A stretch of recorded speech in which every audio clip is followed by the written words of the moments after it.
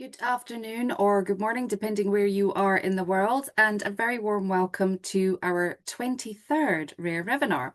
I am Rebecca Stewart, your host today, CEO here at Rare Revolution, and I'm supported today by my colleague Becky Pender, who, as always, is working in the background to make sure everything runs smoothly.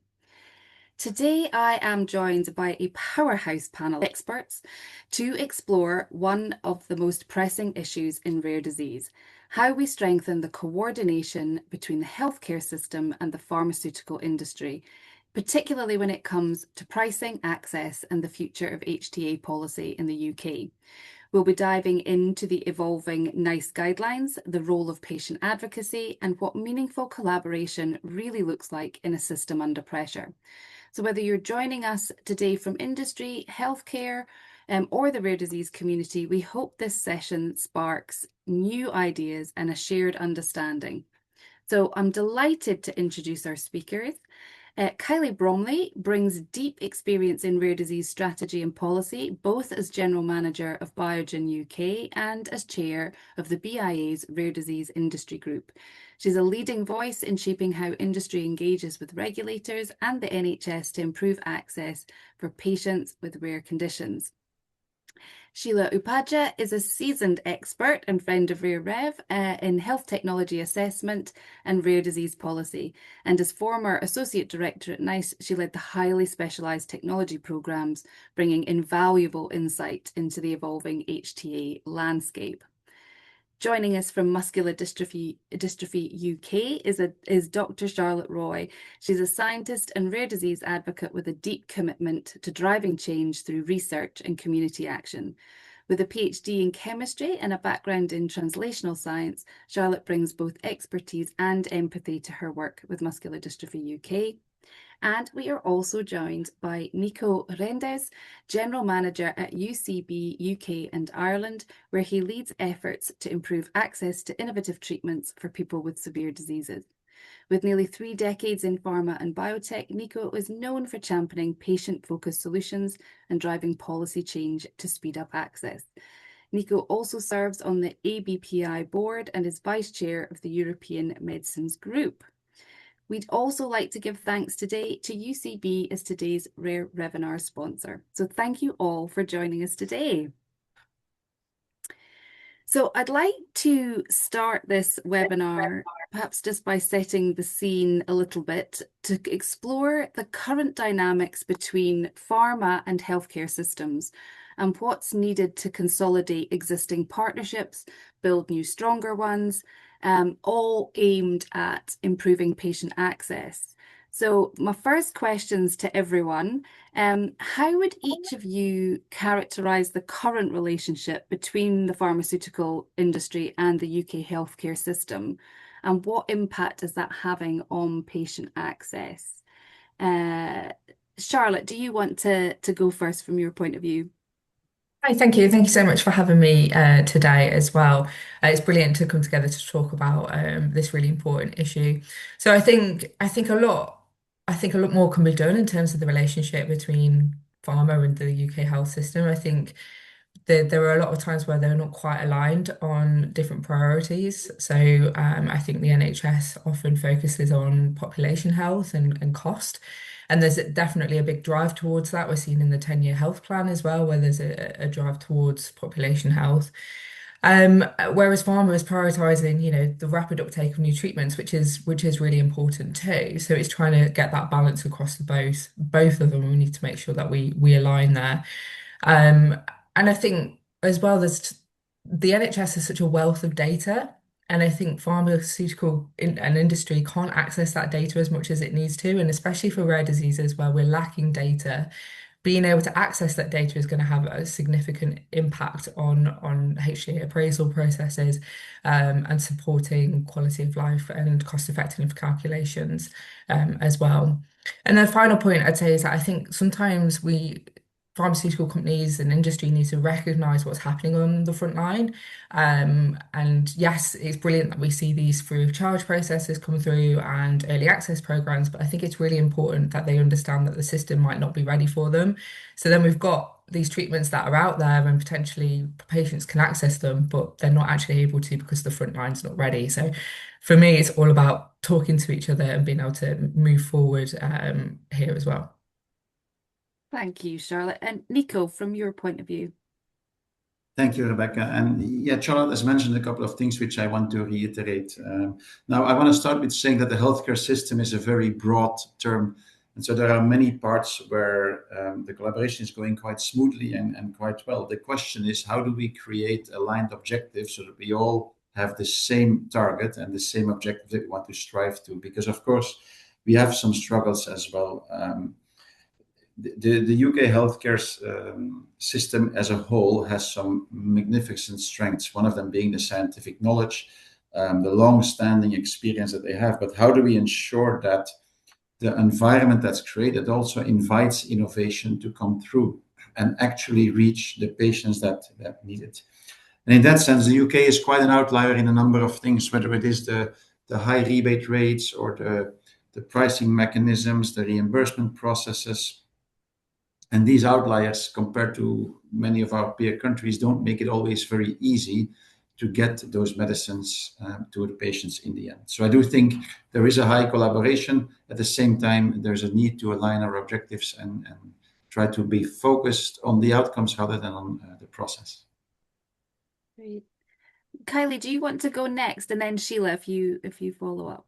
Thanks, Rebecca. And yeah, really looking forward to this discussion today. So thank you very much for having me. And I think the first thing I would say is, as everyone, as humans and as citizens, I do believe we all want the same thing, and that is to improve the outcomes for patients. And I see this actually when I work with the NHS and government stakeholders. To Nico's point, there are parts of the system that are working well, and there is collaboration in part of the system, and it's a very complex system.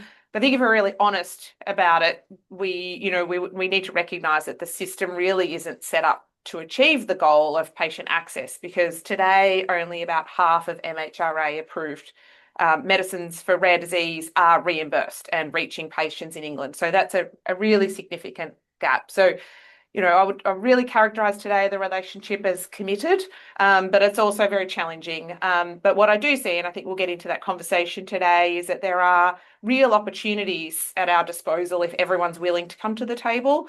One of those is the way that we approach the next rare disease framework, and that really will be an indicator of how we demonstrate that we can align on a central ambition or mission to improve the outcomes for patients. Thank you.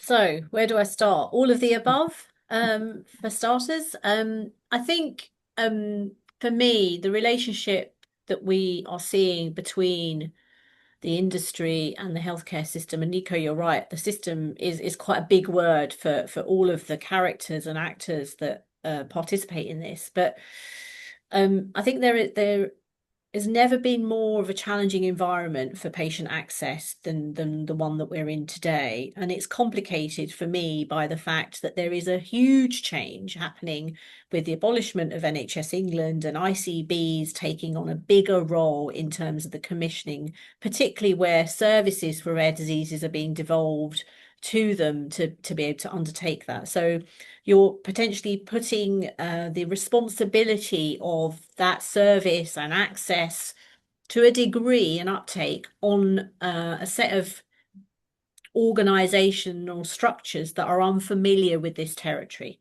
So for me, uncertainty one about what that's going to look like and how prepared these organizations are going to be able to help with that alignment.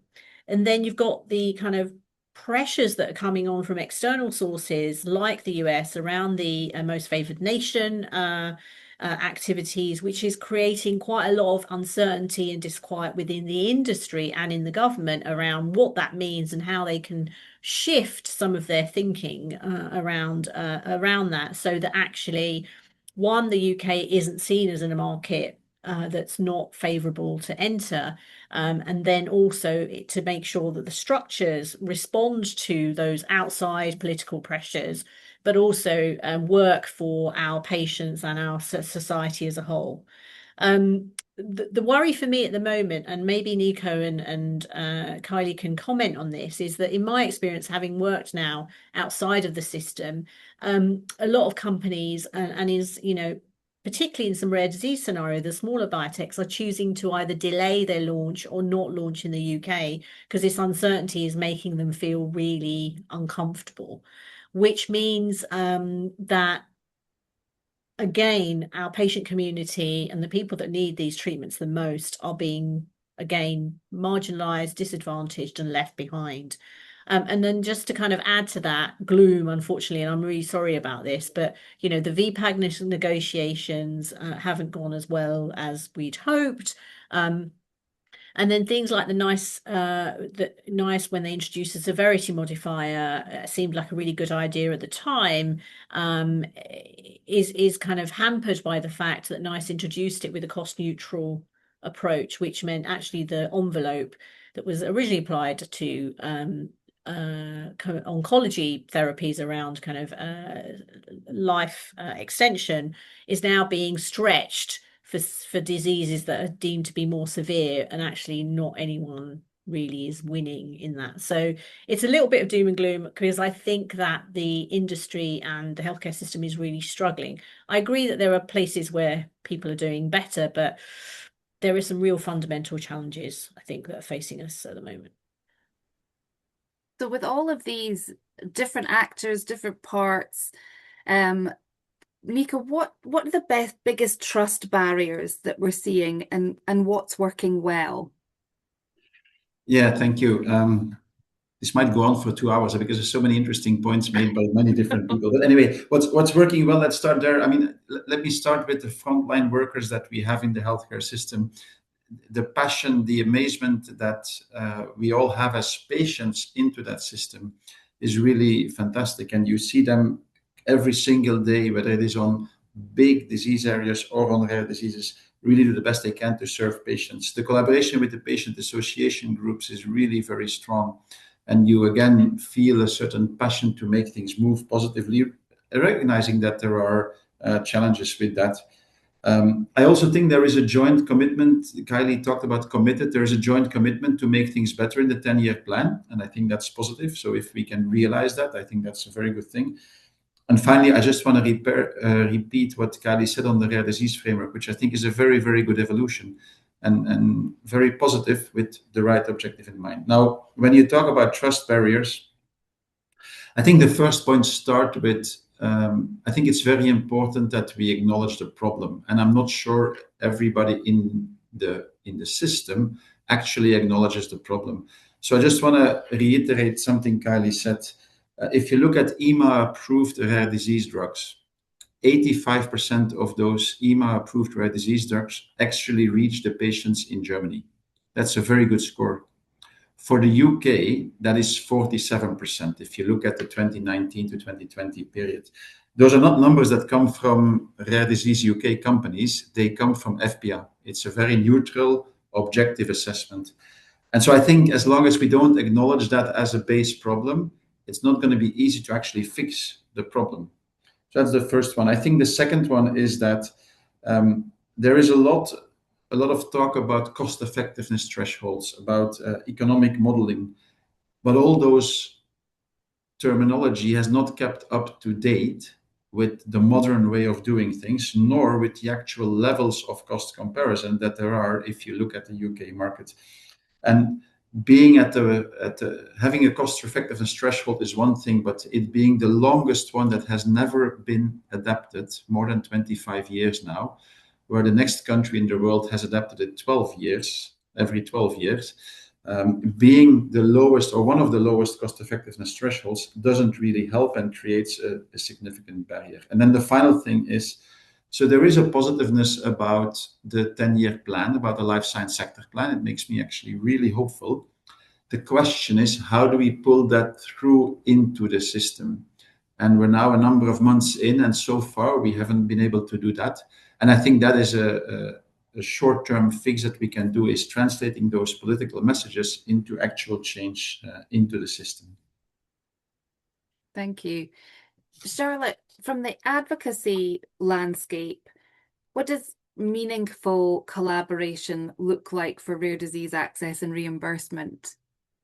So I just wanted to highlight again with Nico, I think the relationships building with pharma and industry is really good. We've got a wide variety of relationships with different industry, and they're always so willing to have communications with us. But I think I think we need to make sure that we're putting patients front and center for everything that we do. And I think sometimes across the whole community, it can be everybody has their own priorities. It's very easy to get sidetracked by what they're doing.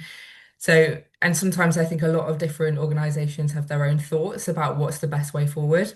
And I say, and that doesn't always align with what somebody else thinks is the best way forward. And then there's no conversation actually had about, okay, let's compromise and figure out how we're actually going to do this. So I think for me, it's moving away from siloed efforts and making sure that access solutions are working for patients, for pharma, for the NHS, for patient organizations, and getting everybody involved and to come to the table. And that's something we're starting to see with patient organisations as well. We're coming together to form coalitions or to have conversations to see these shared issues across different conditions. So if that's something that we're seeing happening across patient organisations, I think it's something that needs to be happening across the whole system to get to a point where we're getting the best outcomes for patients. Because ultimately, as we've said already today, everybody wants to improve outcomes for patients. So let's work together to do that instead of just thinking this is our solution, let's stick to it. Yeah. And Charlotte, just to follow up from that, we're starting to see priority setting exercises as something that's increasing across advocacy, but do you think that really that should be kind of boiled out into including healthcare and industry? Like, is that a practical step that could help here? I think so, yeah, because the issues sometimes happen is that even we don't fully understand the situation that's happening. We talk to healthcare professionals on the front line and they're like, actually, we really want to put this drug into practice, get access for the treatment, but we can't because of X, Y, Z. And it's, having to have those conversations with them to understand that, and then to have the conversations with industry as well and be like, oh, actually, these are your problems. So it's if we all sit down together and actually have those conversations rather than for us as patient organisers, having one conversation with industry, having another conversation with healthcare professionals, sitting down together and figuring out what it is to move forward, I think would be really beneficial. And I think that's something that should be happening cross condition as well. For us at Muscular Dystrophy UK, we support over 60 conditions, so we're in a unique position to kind of help support lots of different conditions. But I think this is a problem. The more we talk to others, that is impacting so many other rare conditions. So let's come together and work together to find solutions to move forward. Yeah, it's a really important point. Um, Kylie, I mean, we've kind of talked around this, but how can we, industry um and healthcare stakeholders better align? Like what are the steps, especially when timelines and incentives differ? What are some practical things that people could be doing? Yeah, and I think, Charlotte has framed it up really nicely that in all of this, patients have to be at the centre. So whatever we do, we have to keep coming back to that shared goal of improving patient outcomes as well as sort of the care of the patient community as well, and appreciation of everything that they navigate. And by that sort of patient and community, I'm talking about sort of, carers and families and everybody who surrounds that patient. It's not just the individual patient. And that is particularly important in rare diseases where you see significant number of rare diseases diagnosed in the childhood setting. So keeping patients at the core of any goal setting around that. And I think where we have a real opportunity or where there's a real gap is that there's not really any specific targets on where we want to get to for rare diseases. So there's a lot of plans and work streams. And, we've seen obviously the publication of the NHS 10-year health plan, the life sciences sector plan. The detail isn't there. And particularly for rare, the detail isn't there. So we really need to make sure that we get really clear metrics as to what are we actually trying to aim for, because then the plans can be orientated around that. And obviously those plans need to be developed collectively with all of the stakeholders that, the other speakers are talking about. I think the other really critical part that we certainly believe is that there needs to be much greater accountability for rare diseases within the UK. And so you can have targets, but who is held accountable for delivering on those targets? And there's a lot of buck passing, if you like, as to, well, it doesn't sit over here, it sits over there. And I think without that clear accountability, then it's going to be much harder to get progress. And one of the opportunities that exists in order to deliver on that accountability, but to also help really champion the rare disease community and patient needs, is to set up national leadership for rare diseases, and that could be in the setting of appointing a national clinical director for rare diseases, which we think would be a really critical role that would really help champion the patient's needs. There's an opportunity to join up policy, service planning, care delivery, and as I said, that clear accountability and holding others accountable for that delivery collectively. So ultimately, really focusing in on those shared outcomes, involving patients in every stage, ensuring that we get the differing timelines and incentives are going to be easier to overcome if you can orientate people around kind of that central mission. And I think where we see, the friction sort of lying, and the other speakers have touched on this, is that journey from scientific innovation to patient access is so fragmented and unpredictable. And within rare, you've got a lot of variation of rare from N=1 to more common rare diseases, and their pathway is going to be even more fragmented depending on where you are within that spectrum. And what we see is that many promising treatments really stall between sort of the science and the innovation and even getting to regulatory approval to actually getting to the patient. And part of that's obviously the reimbursement, but as we've spoken about, just even the system pathways and readiness for that to accept new technology. So in order to overcome that, we really need an early and structured collaboration between the regulators, the payers, industry, clinicians, patient organizations, and ultimately, what this comes down to as well in terms of medicines access is a more flexible approach for how we assess rare diseases. And, Nico touched on this earlier, and we can get into it in more detail, but certainly at Biogen, in my organisation, but I chair the rare disease industry group as well. And what we'd like to see kind of collectively is how, as a country, can we move beyond sort of these narrow measures of cost effectiveness and instead really focus on whether we are improving outcomes for patients, improving the quality of life, improving the independence of the patients and the impact on that broader community around the patient, as I mentioned, and modernising how we appraise and reimburse medicines, and increasing sort of quality thresholds isn't going to get us there. There needs to be a new approach to rare, and really thinking about sort of the longer term and societal value in giving the best outcomes for these patients should make access to new treatments faster and, really importantly, fairer as well for the rare disease community.